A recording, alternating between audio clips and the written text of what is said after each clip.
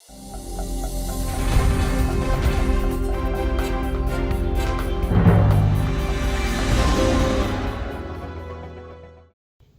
นที่5 ตุลา 2025 นี้อยู่ที่ห้องประชุมชั้น5ห้องว่าการปกครองแขวงหัวพันได้จัดกองประชุมครบคณะบริหารงานพรรคแขวงหัวพันถ่ายสมัยของคณะบริหารงานแขวงหัวพันสมัยที่10โดยการเป็นประธานของสหายคำแพงไซสมแพงเลขาพรรคแขวงเจ้าแขวงหัวพันมีสหายดอนไพวงศ์คณะพรรคห้องหัวหน้าคณะจัดตั้งศูนย์กลางพรรคมีคณะประจำพรรคแขวงกรรมการพรรคแขวงเข้าร่วมกองประชุมได้รายงานความพร้อมด้านเนื้อในการกะเกียมกองประชุมใหญ่ครั้งที่11ขององค์คณะบริหารงานพรรคแขวงหัวพันรายงานความพร้อมด้านบุคลากรรับรองด้านจำนวนของคณะบริหารงานแขวงหัวพัน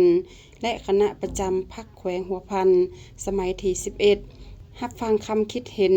คนขวาปรึกษาหารือประกอบคำเห็นใส่หางบทรายงานการเมืองห่างแผนพัฒนาเศรษฐกิจสังคมบทสำรวจการนำพาของคณะบริหารงานพรรคสมัยที่10เพื่อให้มีความพร้อม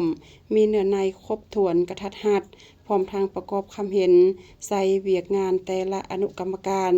กำหนดเวลาการประกอบคำเห็นแต่ละหน้าเวียกแต่ละโครงเขตและครอบครัวตัวแบบในกองประชุมใหญ่ครั้งที่11เพื่อให้เหมาะสมกับเนื้อใน